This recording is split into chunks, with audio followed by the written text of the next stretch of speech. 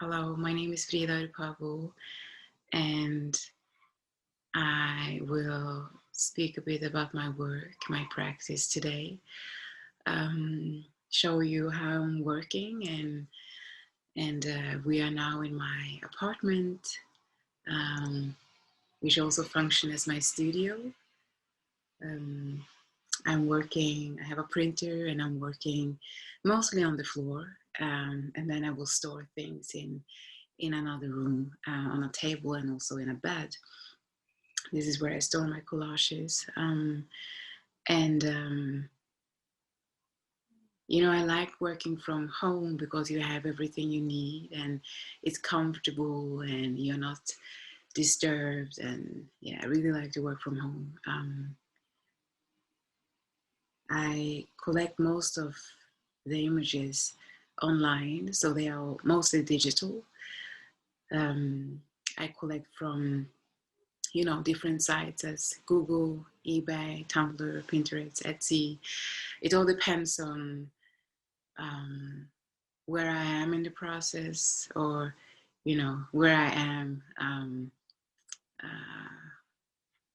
What can I say? Emotionally, like sometimes I just want to look at things without being prepared to work. So you're just going through the big internet looking for things that you find interesting without having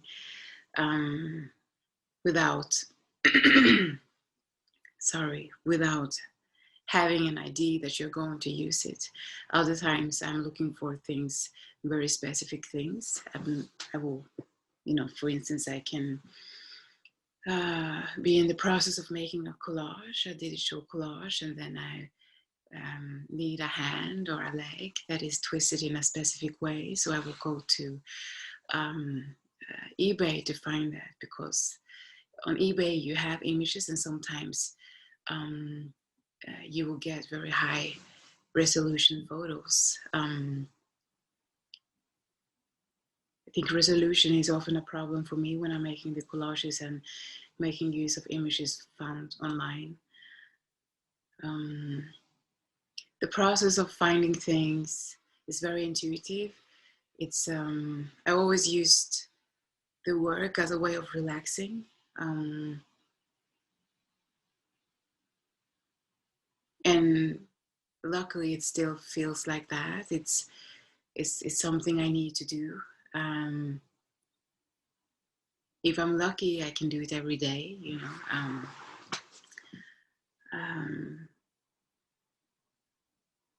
just to collect images. I'm collecting everything that makes me stop, everything I found interesting or beautiful. It can be a person's face, or a hand, or the shape of a body that I like, and I will grab it or store it, collect it.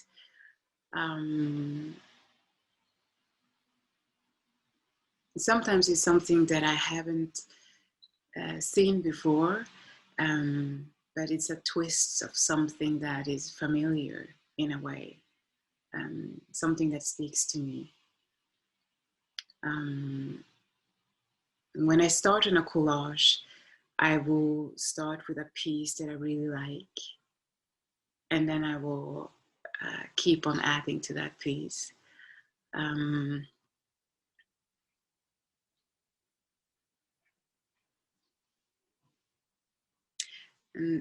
the selection is just based on how it feels,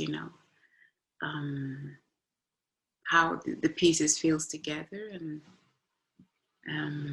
so in a way, it's a form of silent knowledge.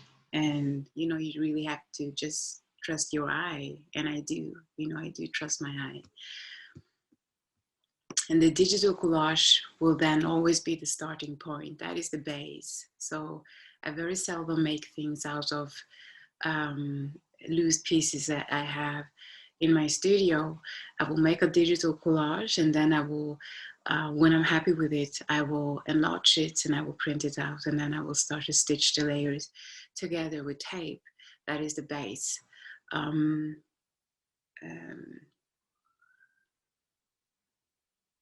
So I type it, and when I have typed it and I have the base, then I will start with the layers. So I'll put layers on top, and to make them stay, I sometimes use a bit of rolled tape beneath the layers, and then when I'm happy with it, I will use the pin. When I use the pin, is no way back. So it's different processes, the digital process and the actual physical, making the physical collage process is different. And I like that change, you know, I like those different ways of working. I like, you know, I like to cut in paper.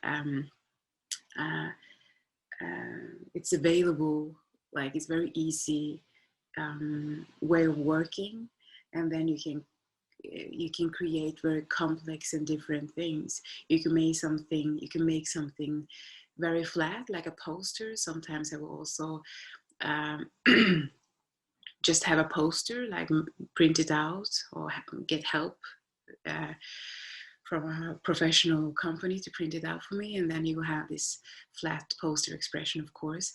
But then you can also make all of these layers, and when you make the layers, the paper will transform sometimes into different type of material when you look at it, and I love that. I love to cut in it, I love to smell it. So I think, like, you know, the collage, the paper collages is really my first love, and I always come back to that, even though I also have been working with sculptures the last couple of years. Last 2 years I've been working with sculptures, which for me also feels like a collage. It's the same process with a digital file, but then I will have, you know, I'm helped by someone to fulfill, you know, the idea of making it into a sculpture. I've been working with wood and I've been working with metal for the last couple of years, and just testing how these images that I'm working with, these different archives, feels on different material when they are printed into different material. I started to work with collage because it was a really good way for me to recreate narrative, and in a way to try to shape or construct new identities.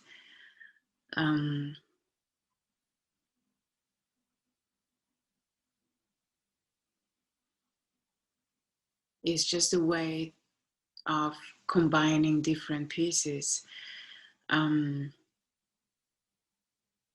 that, you know, originally was not meant to stand side by side.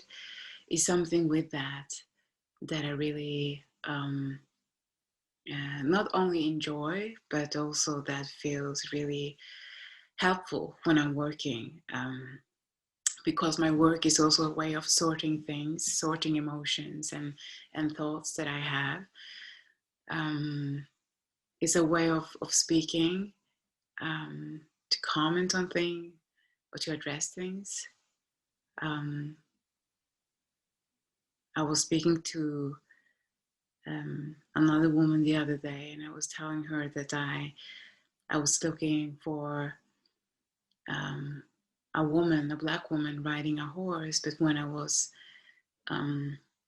searching online, I only got up mostly white women on horses. So in many ways, collage came naturally to me because what I wanted to see was not available. It was not there. So in many ways, I was forced to create it myself, you know, which is what so many people say, like writers, artists, whatever, they um, um, people that work within movies, that if it's not there, you need to create it. The gaze is important, very important in my work. I often, um, my work often portray women that is gazing directly at us, and to stare back is a way of um, fighting objectification. It's like you are saying that, you know, I refuse to be made into an object, as bell hooks also have written about. She's also saying that to look back is to refuse objectification. Um, and for me, that is very important when I'm working, especially with the knowledge that my work is going to be placed into a gallery context, museum, where they will be, you know, hanged on the wall and looked at. I need some form of resistance. It has to be some type of resistance. And I think